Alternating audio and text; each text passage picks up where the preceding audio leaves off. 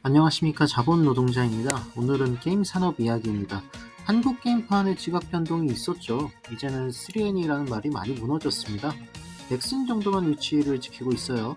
넷마블은 자사 IP가 부족해서 그런지 오리지널 신작적은 투자 회사 포지션이고, NC소프트는 과거의 영광이 무색한 지경이죠. 게임성, 개발력 이전에 보여주는 숫자가 그렇습니다. 이후 12년 만에 최초의 적자, 그것도 단위 1000억 이상 적자입니다. 물론 NC가 적자로 휘청일 만한 기업은 아닙니다. 아직까지 시총도 3조 7천억 원 이상을 유지 중이죠. 그런데 이 시총이 참 애매합니다. NC에서 불스톤 만들고 나온 김영태 CEO, 이 NC 출신 대표님이 상장시킨 회사가 니케, 스텔라 블레이드로 유명한 시프트업인데요. 이번 주 장중에 NC 시총이 시프트업에 따였습니다. 청출어람이라고 하기에는 상황이 많이 어렵죠. 가치를 가장 냉정하게 평가받는 주식시장에서 후발주자, 그것도 퇴사자가 만든 기업에 따인 겁니다. 사실 들여다보면 이런 경우가 처음도 아니에요. 지금은 백으로 유명한 크래프톤, 국내는 물론이고 인도를 비롯한 글로벌 시장에서 열심히 활약 중인 대형 게임사입니다. 그 크래프톤의 초기 대표작이 테라였습니다. 장르는 NC의 주특기 MMORPG. 느낌이 오시지 않습니까?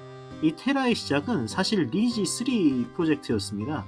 원래 NC에 재직 중이던 핵심 인력들이 회사 나와서 블롤 소속으로 만든 게임이죠.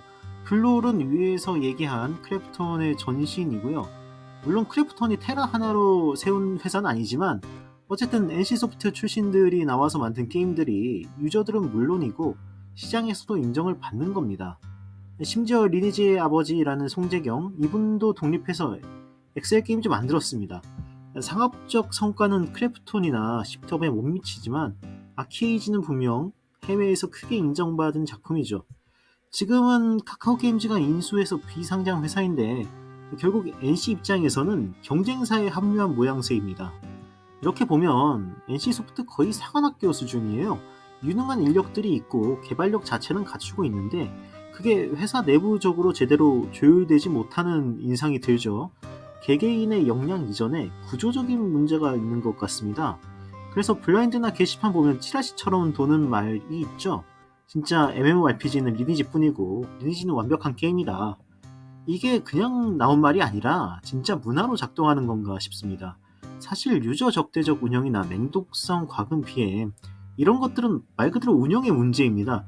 어디까지나 서비스를 만들고 난 이후의 문제들이죠. 그런데 지금 시장은 NC소프트의 개발 자체에 의문을 표합니다.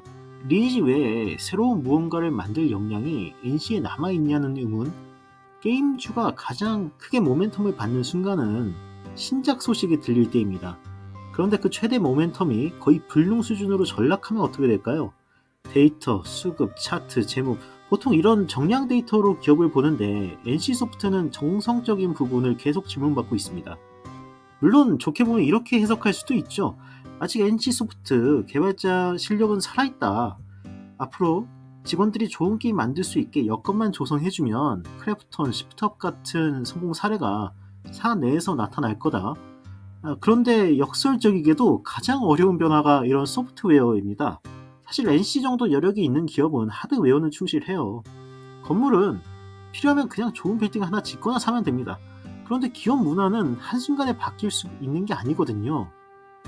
개인적으로는 NC의 반등 모멘텀은 결국 이런 변화를 감수하느냐, 다른 말로는 본인들이 틀렸을 수도 있다는 사실을 인정하느냐, 당장 다음 분기 실적이나 리니지 신작 스케줄이 아니라 이런 유의미한 변화가 있는지를 봐야 할 것 같습니다. 지금까지 자본노동자였습니다. 오늘도 편안한 하루 보내시길 바랍니다.